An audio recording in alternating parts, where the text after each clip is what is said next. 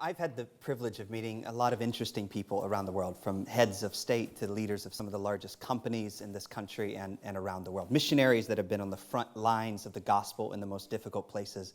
Lots of leaders.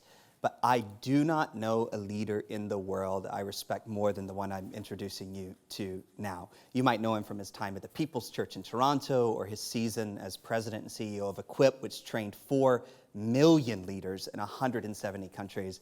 But of course, you for sure know him as the global CEO of this incredible ministry. Join me in welcoming John Hull. Thanks, buddy. Good to have you here.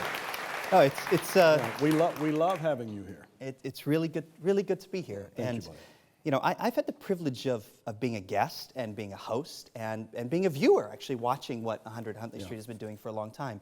Like a millennial that I am, I'm an older one, I've watched it mainly online. Mm-hmm. And one of the things I've observed is that you've done this really exceptional job, it's just my opinion, this exceptional job of preserving the powerful vision of this organization while accomplishing a few very, very strategic things. In fact, we were talking not long ago about 2 very specific things. When you came in here, it's like you had these 2 ideas in mind. What were those things? Well, we had 2 ideas. I basically responded to the board of directors' call to come because through my years being at People's Church in Toronto, I got so acquainted as a guest of the show, having our founder, David Maines, speak at People's Church. We had a great, healthy relationship. And I'd always admired not only the content of the ministry, but the intent of the ministry.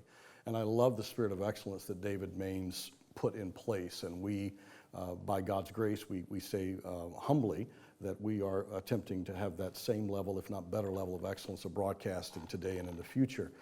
When we came here, the ministry wasn't broken. It didn't need repair, if you will. It needed to have some adjustments made so that we could get larger audiences to be able to be aware of what it is we were doing. At the core of who we are is the good news of Jesus Christ.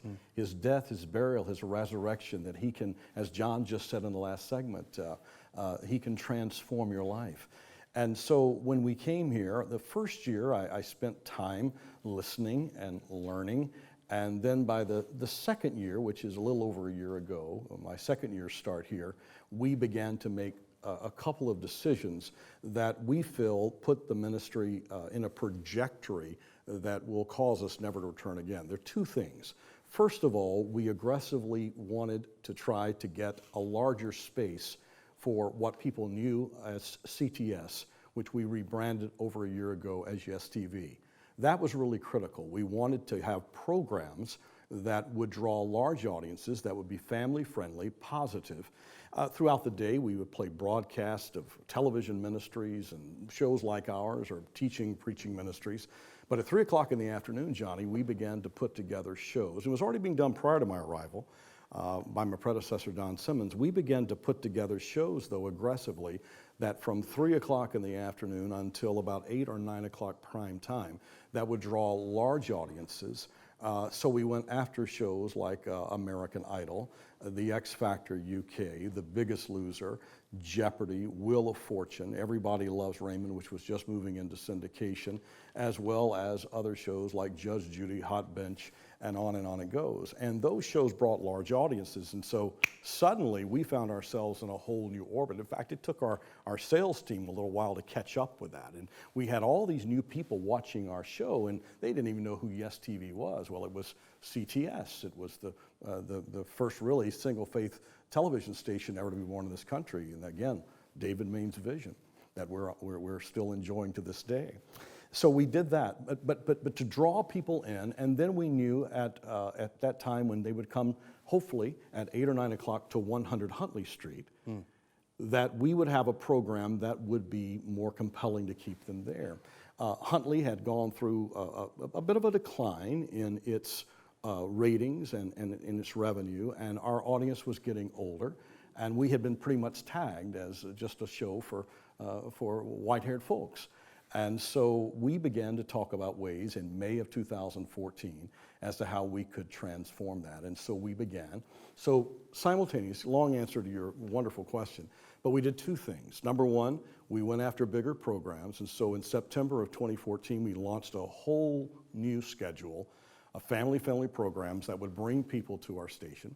We rebranded the station and simultaneously rebooted, if you will, 100 Huntley Street, making it younger and faster. And I think that's the beautiful thing. It's, it's not that 100 Huntley Street targets an older audience or a younger audience. It targets just everyone. An audience. And there have been tangible, noticeable results with that. I mean, this is working. Yeah, it is by God's grace. So we have seen in the last 13 months since we went to this new format and to these new audiences coming in, our ratings now for 100 Huntley Street are up 62%, 62% in a 13-month period.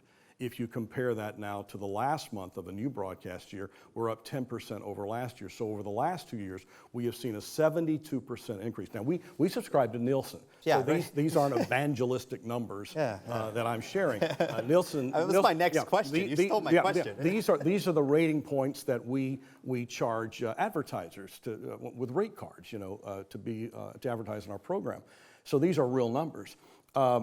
I think that is phenomenal, and we're grateful for that. But why does that matter with the mission and vision of this organization? Well, we are about mass evangelism. David Maines wanted to reach people with the gospel of Jesus Christ. He was pastoring a local church in a little town in Ontario back in the 1960s and knocking door to door and asking people to come to church on Sunday to see if they knew the Lord.